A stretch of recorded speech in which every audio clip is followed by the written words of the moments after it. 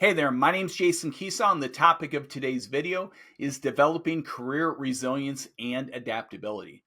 The purpose of these videos are to do summaries and reviews of peer-reviewed articles, various pieces of research, or really anything interesting within the social intelligence, social psychology, or organizational development space. Today's article, Developing Career Resilience and Adaptability, was published in Science Direct. A little about me. Long story short, I work with Tracom Group, the social intelligence company. I've been studying personal professional leadership development for over 2 decades. I'm passionate about helping people experience greater security, confidence, purpose, and performance. The idea being when people have greater security, they will be more confident with whatever it is they're trying to do, better chance that they will get curious about, pursue, and fulfill their purpose. They'll live a higher quality life and have greater performance in whatever they're doing. My purpose is to support others in experiencing more success with less stress.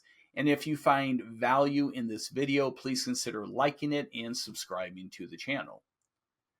Tracom Group is the social intelligence company. We create research-based programming to help individual contributors, sales professionals, leaders and managers, teams and organizations communicate with greater versatility, be more adaptive and resilient with challenges and change, be more creative and innovative, and enhance their emotional and social intelligence. You can learn more at tracom.com. All right, back to this article. The key discussion points. We're going to define resilience and adaptability. We're going to talk about managing career shocks. We're going to outline 3 psychological and 3 behavioral strategies for fostering career resilience and adaptability. And as we're going through this, I'd like you to think about what your biggest takeaway is. None of this matters if you can't do anything with it. So I'm hoping you will find something of value over the next several minutes together. All right, resilience and adaptability. I simply went to Google, I asked for the definitions, and here's what I got. When you look at the definitions, they are similar, but they are also different. Resilience is very much about challenging situations, unexpected things, adversity, things that may knock us down, slow us down, hold us back. How are we responding to those things? How are we moving through them? How are we getting through them with our mental and emotional intact, being as healthy and productive as possible so we keep moving forward? Adaptability is more about adapting to new situations, new conditions, changes. Similar but different, and both are needed as we go through our lives and reach our career goals. So the article talks about managing career shocks, and it talks about career shocks in 2 perspectives, positive career shocks and negative career shocks. Here are some examples of positive career shocks, all good things.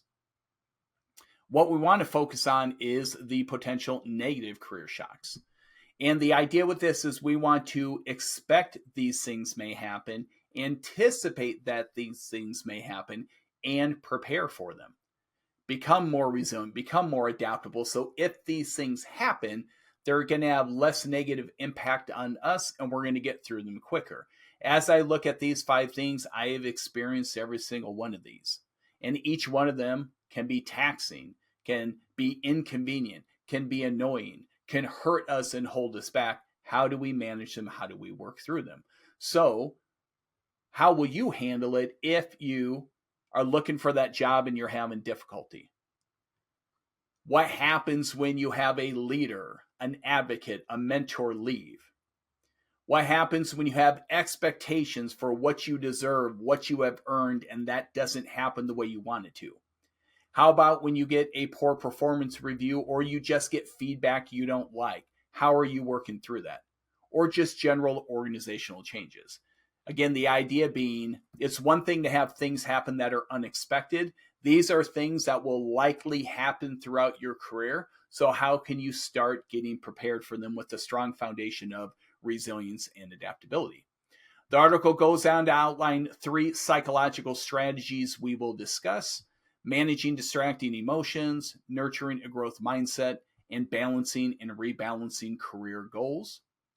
So managing distracting emotions. Well, in order to manage them, you have to be aware of them. A few years ago, I went to the doctor for my annual physical, and he asked me how I was doing mentally, emotionally, physically. And I shared with him, I said, I know I tend to be more emotional. I feel more stuff. So I continue to learn about that and manage that. He proceeded to grab a sheet of paper, flip it over to the blank back, and draw this diagram out for me that I found wildly valuable, and I hope you will as well. He said, people have different emotional ranges and capacities, both positive and negative, and it's different for everyone. Some people, they don't feel a lot. Their highs are not very high. Their lows are not very low. There is less stuff to manage in between. You have others that feel more. Their highs are higher. Their lows are lower. They feel more. They think more. They experience more. They've got more stuff to manage. And you've got some people that are more extreme with that. More feelings, more thoughts, more emotions, more positive or negative self-talk. Highs are higher, lows are lower. And this was really interesting because I think it's about just acknowledging where you are, owning it, accepting it, and managing it. I know I tend to fall between the orange and the green, and I can think about times throughout my life where the highs were high, the few times where the lows were pretty darn low.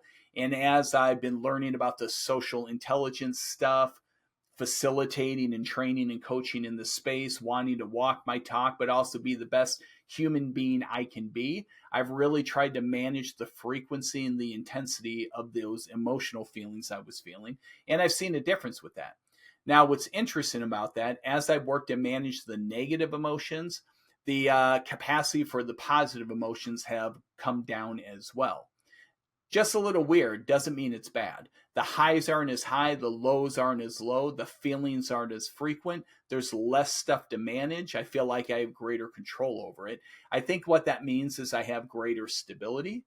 I am more consistent than I probably was before, and all that is really good in becoming resilient and adaptable and responding to the changes and challenges around us. Gives us greater control and awareness over how we're doing things. But in order to manage our distracting emotions, we have to own them. We have to be aware of them. The article goes on to talk about going to your emotions, and this is really about getting familiar with them. It talks about labeling your thoughts and feelings versus just feeling things, experiencing things, and let them run the show. Let's understand them. Let's label them. Let's identify them. As you do that, you may start to feel them and notice them quicker, which will give you a greater ability to grab control over them and do things more productively. It talks about engaging in expressive writing. I think this is all about getting the thoughts and the emotions out. You can talk to people about it. We run the risk of lacking some control when we share, or we run the risk of overwhelming others.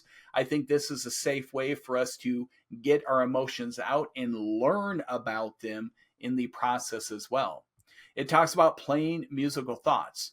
So the idea with this is whatever negative thought tracks you have going on in your head, you're mad at your boss, you think they're an idiot, your sibling ticked you off, you feel unmotivated, whatever that is.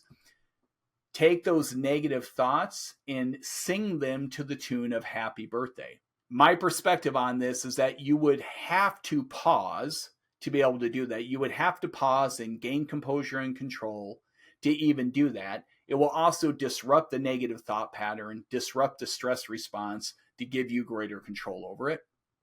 And then it talks about urge surfing.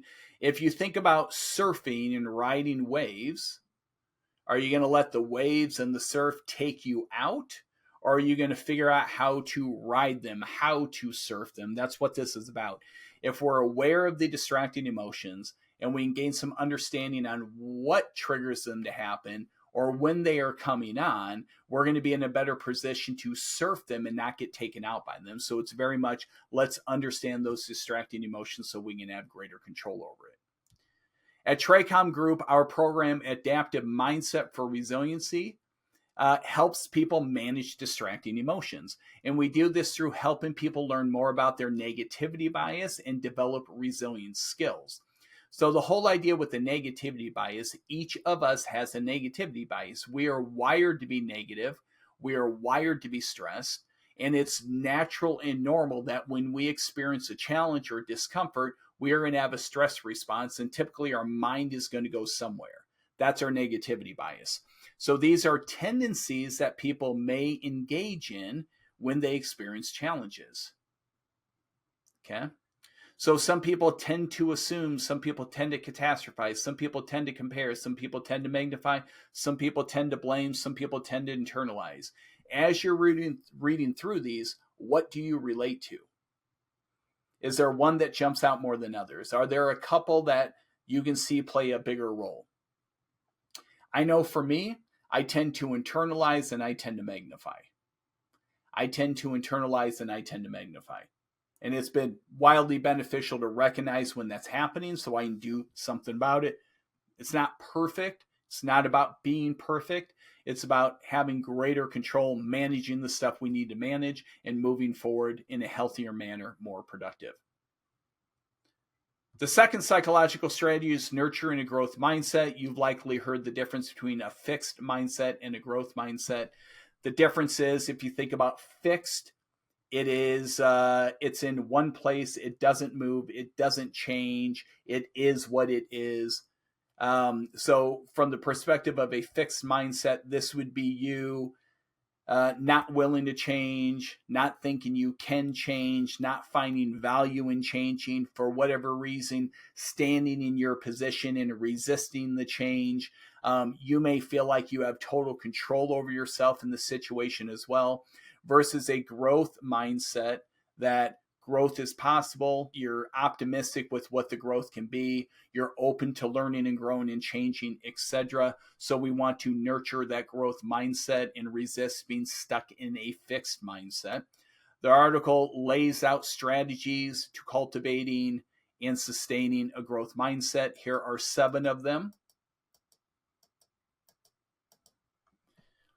Focus on development. People with the greatest emotional intelligence, they know life is a learning journey. It's not about perfection. It's not about the end result. It's about the development within the journey. Get real. Be honest with yourself. If you're lying to yourself, if you're making excuses, you're only hurting yourself. Get real. Be honest with yourself.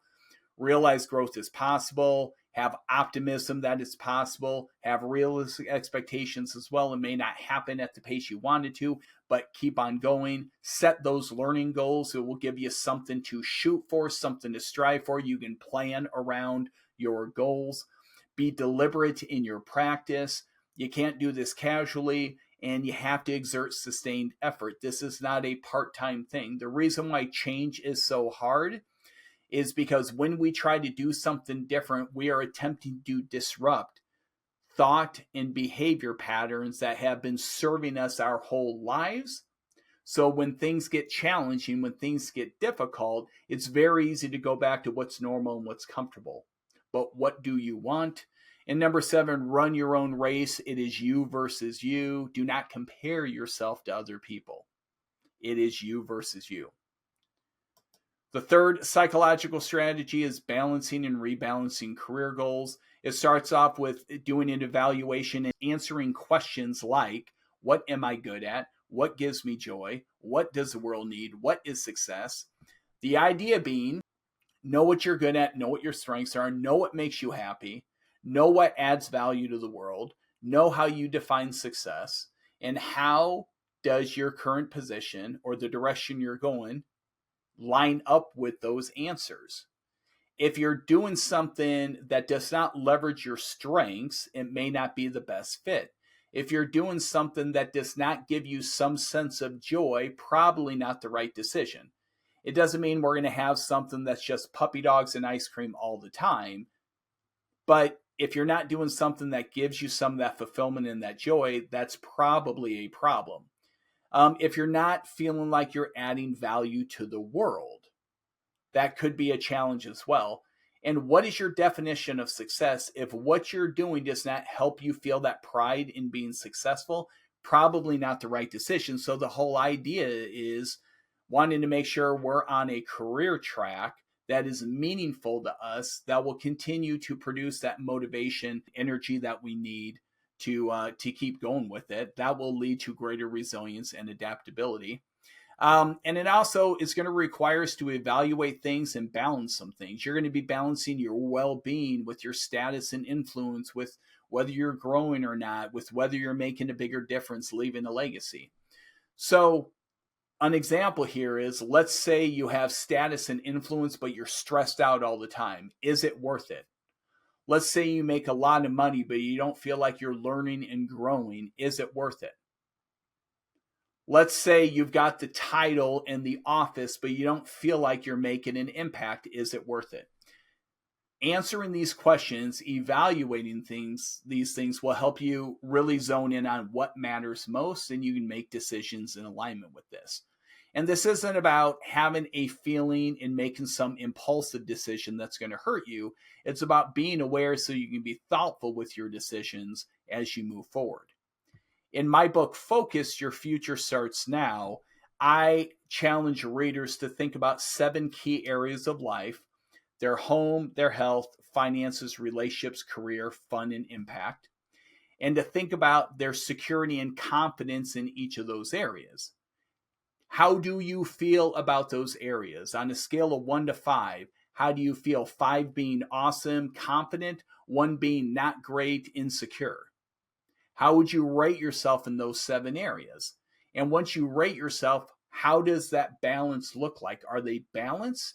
Is there something out of balance? What needs your attention? And the idea is, if you can zone in on what your purpose is, what makes you happy, what interests you, what is meaningful, and you let that influence how you're doing things in those 7 key areas, it's going to increase your confidence. It's going to challenge you to set goals and make plans and take on different things that lead to better results that are more fulfilling than just kind of getting stuck in the rat race and not being happy or excited with what you're doing.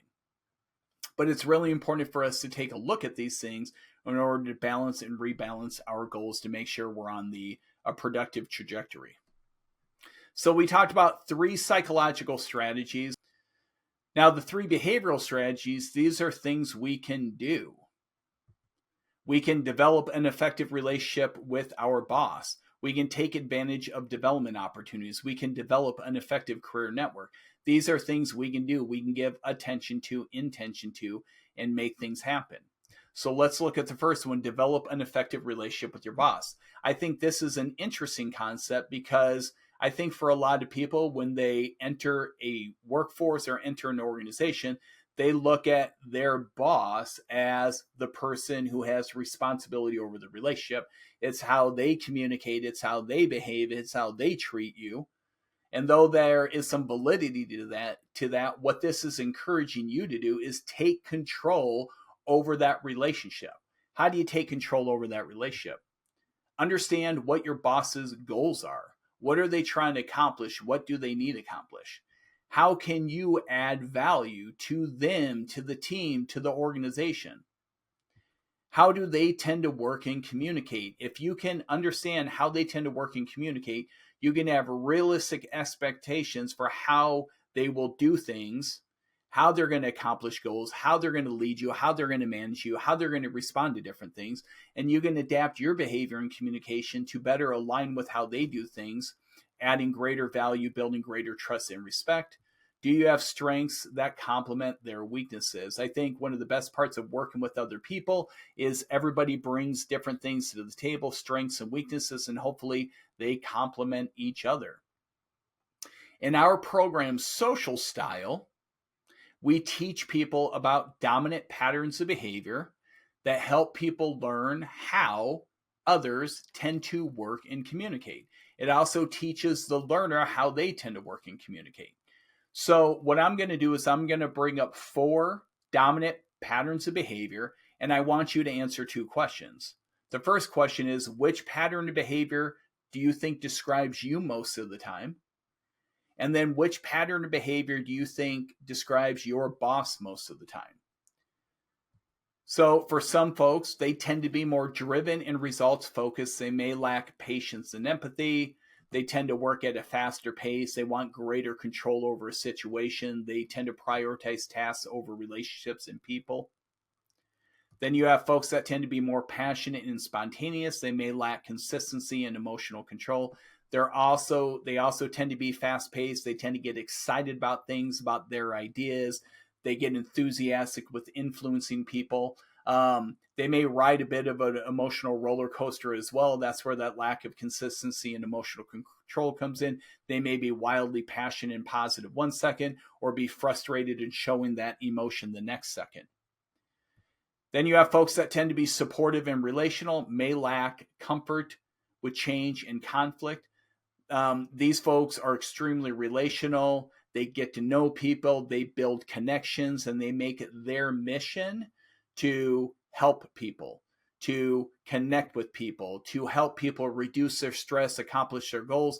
The challenge is they may prioritize other people's goals ahead of their own, which could cause some challenges for them. And they're not as comfortable advocating for themselves, at risk that it could cause conflict or come across as selfish. And then you have folks that are more data driven and logical. They may lack flexibility and the desire to collaborate. These folks are going to operate at a slower pace. They're going to take more time to make decisions. They are concerned with accuracy. So they're going to go through that process to make sure things are correct before they do something. We call each of these patterns a social style. So which pattern describes your boss? Which pattern describes you? And here are the names of the styles. We have a driving style, an expressive style, an amiable style, and an analytical style. Each of these styles has different needs for security, preferences with communication, and stressors. If you learn about the pattern of behavior and have realistic expectations about how your boss works and communicates, you can start to do things to align with the need. Driving style folks want results, get things done now. Expressive style folks want support for their ideas. They want enthusiasm with what they're trying to do. Amiable style people want connection and consistency with people. They want to know what's going to happen next. They want to do a good job. They want to support you in doing a good job. Analytical style people want to do things correctly. They want to be accurate. They want to make the right decision. So if you're able to adapt how you work and communicate to the varying styles and needs, that's going to show greater versatility on your part, which is a predictor of success. And it will definitely develop an effective relationship with your boss. Another behavioral strategy is take advantage of development opportunities. It's going to create a reputation for yourself with the people around you and your boss. It's going to show your commitment for improvement, your willingness to learn new things, your ability to adapt. It's going to show your growth mindset. Think about the day you may be in a leadership position or management position. What type of people do you want on your team? Do you want people with a fixed mindset? Do you want people that are stuck in their ways, that are apathetic and refuse to grow? Or do you want people that show commitment to improvement, willing to learn new things, ability to adapt, that have a growth mindset? Take advantage of those development opportunities because it will create a certain perception about you that will be favorable. And how can you take advantage of the development opportunities? There are many ways. You can self-study. For crying out loud, you're on the internet right now. You have endless amounts of information at your fingertips. You can learn about anything you want to pretty quickly. If you are doing self-study, I would let your boss know you're learning these things, figuring these things out, developing in these areas, and ask them for their advice as well. You can enroll in certification programs. You can enhance your credentialing. You can also learn new skills. You can enroll in formal education. You can finish your undergrad. You can go to get your master's. You can do continuing education. Depending on the size of your organization, they may offer internal training courses. Do not ignore those emails. Do not ignore that training calendar. Get involved and learn new things. There's lots of options out there for e-learning, things that you can do at the comfort of your own laptop or tablet or phone. It's all self-paced, some really good content and facilitation out there. At Traycom, we have e-learning courses for our resilience program and for our social style program. And you can utilize external training resources and courses as well. Within your community, there's likely training companies that offer programs and courses. TRACOM offers public sessions. Organizations will hire TRACOM to come in and do training in the spirit of leveraging external training resources and courses.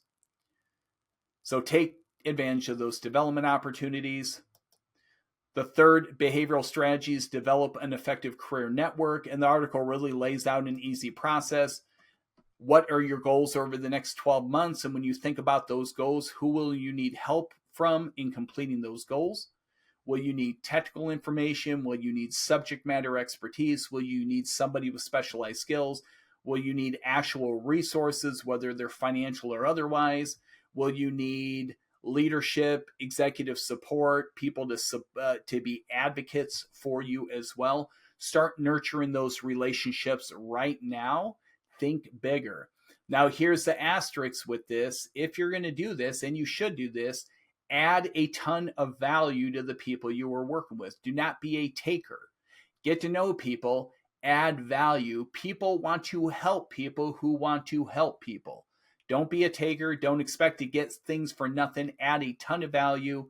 It'll lead people to trust you more. You'll have a more favorable reputation with people because you're someone that adds value and people want to help people like that. Our perspective at TRACOM Group with developing an effective career network: objectively observe people and situations, get to know people, get to understand situations. This will tell you how to add value. You can understand the needs of the people in situations, and you can adapt your behavior and communication to meet those needs. You will be wildly valuable to the people and the organization because you're somebody that can be objective. You're somebody that your action and attention actually makes a difference, and you're moving everything forward while you're accomplishing your goals. And you can adapt how you work and communicate to meet those needs. This is what we call versatility. It is a predictor of success. So the conclusion: adapt and prepare for potential career shocks. Those things are going to happen. You're going to have challenges. You're going to face adversity. You're going to experience things you don't like or agree with. How are you preparing yourself to handle those things productively? Develop your psychological and behavioral strategies for developing resilience and adaptability and strengthening resilience skills that will help you work through things more productively, as I noted in bullet point 1. Commit to one thing. This isn't about making a list of 10 different things you need to change. Pick one thing and make an effort to become really good at it. As you pursue success in one thing, you're going to level up on other things that are needed for that one thing as well. And what is your biggest takeaway? If you would, share your biggest takeaway in the comments below. Again, my name is Jason Keesaw. I'm a social intelligence consultant with TRACOM Group. My contact information is there. Let us know if you have any questions. Let me know if you have other topics that you would like covered in these videos. Very much about adding value, contributing to your success, and again, fulfilling my purpose of helping people experience more success with less stress. See you next time.